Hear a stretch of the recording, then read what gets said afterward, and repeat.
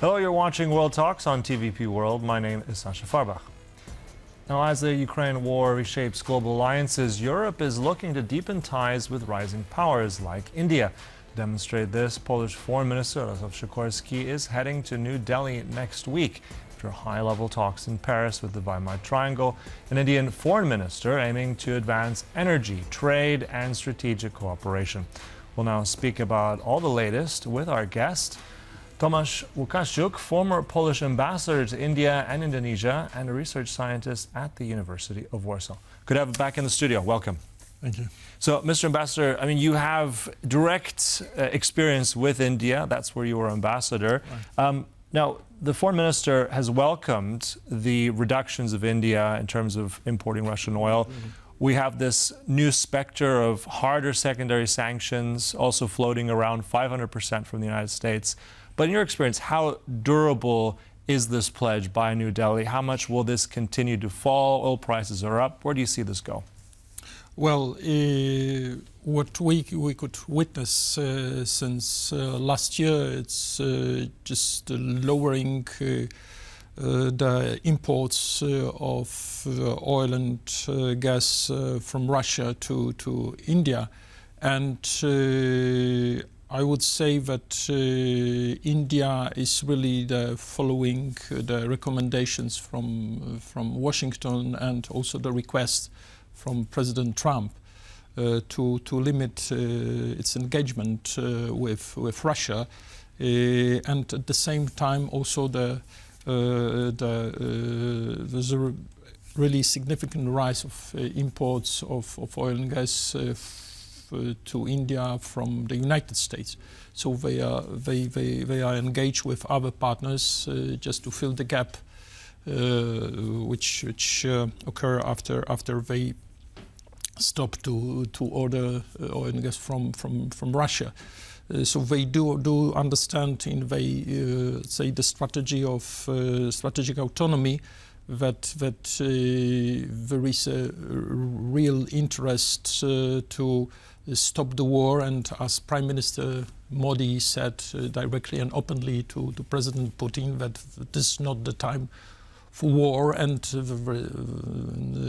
India will not support Russia any longer. They are strategic partners, but at the same time, India is trying to do what Minister Sikorski also expressed in Paris, that we have to understand as strategic partners, Poland, India, and the European Union and India, our sensitivities.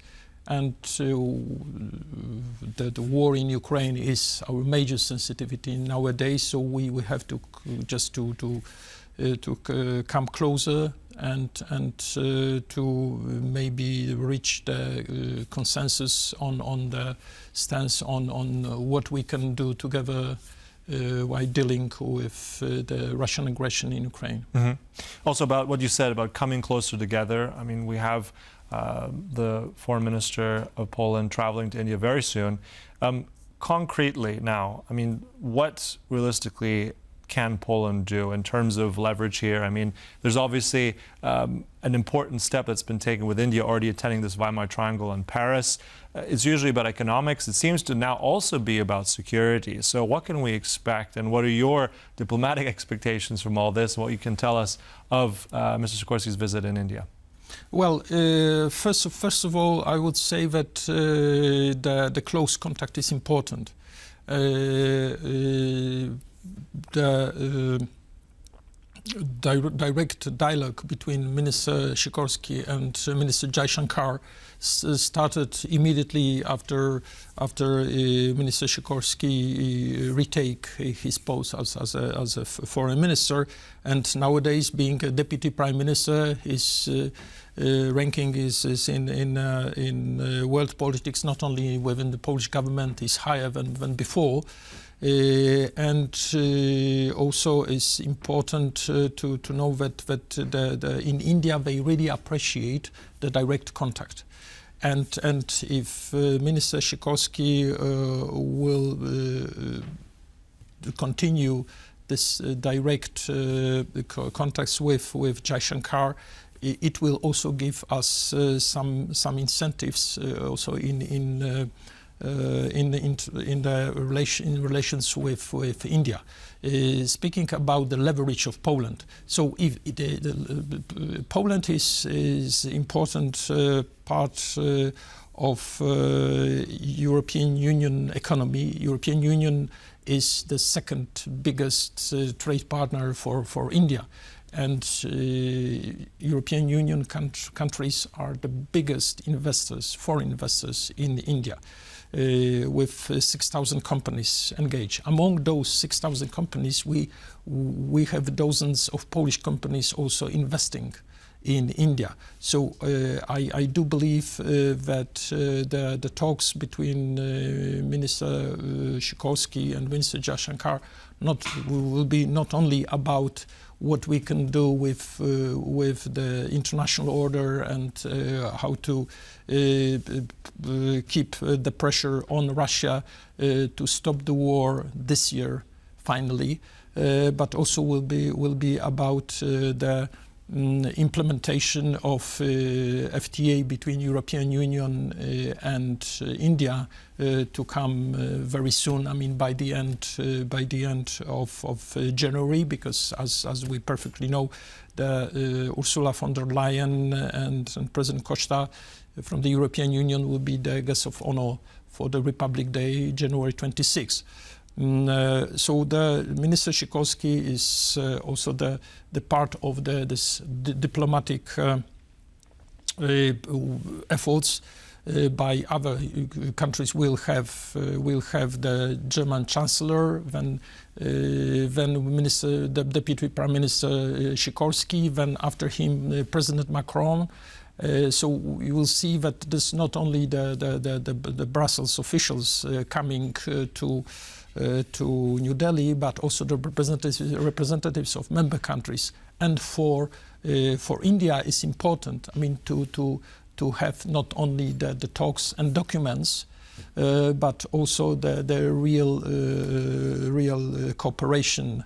So from my perspective, those talks will be also about security, economic cooperation, and last but not least, the implementation, not only the European Union FTA, but also the strategic partnership, which is quite fresh. It's only 1.5 year old between Poland and India, and being among the G20 economies and heading for the G20 summit in the United States this summer. So I believe that it would be a very important talk about those issues as well. Yeah, and as you said, that personal contact is vital. I mean, this is something that's going to matter. I mean, Mr. Sikorski has traveled around a lot internationally, so I think he's someone who's going to really use that. But on the issue, as you said,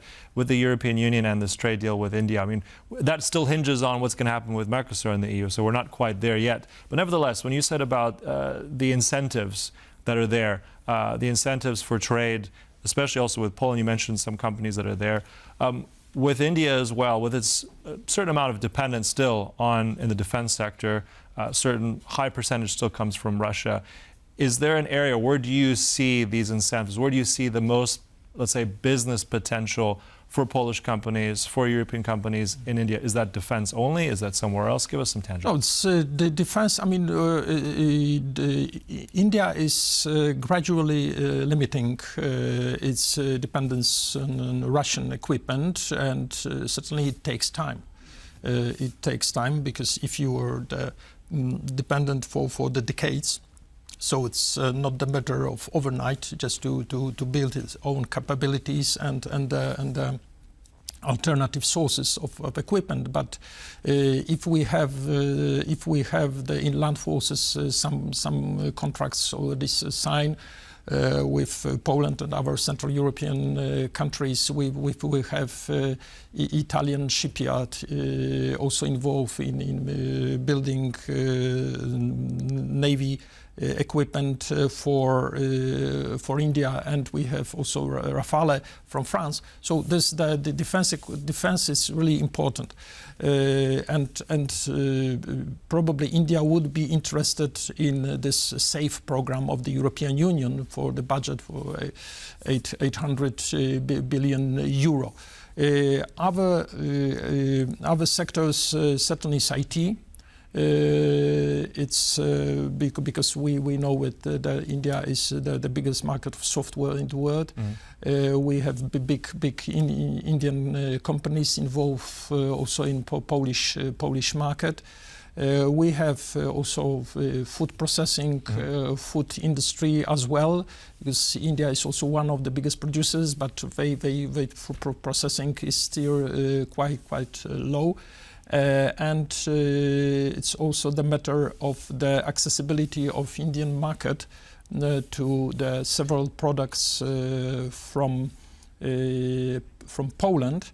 But I think those direct contracts will be very positive contribution to also to meet the expectations of the development of our trade and investment cooperation. I know we're conscious of time. Just one brief sentence before we close, really briefly. Energy is also big. The Indians have also now done reform in terms of what they invite for other powers to come in, foreign companies for nuclear. Really briefly, what do you think about that? Are there certain nations that have priority now? Is that access maybe potentially some Europeans? Yeah, I mean, speaking about nuclear power, I mean, India is one of the leaders of renewable sources of energy, and India, like Poland, is also supporting the thesis that the nuclear power is also the renewable source of energy, and it's within this green policy. And from the European Union, we have a lot of significant players like France in charge of this. And I would say this way: I do believe that speaking about the nuclear power, we are on the Indian side, and we do understand. On the side of India, I'm sorry, we'll have to close it there. Ambassador Łukaszuk, thank you so much for coming in. Thank you, appreciate it. Thank you. And thank you for watching. That concludes World Talks, but stay right here on TVP World for more. Goodbye.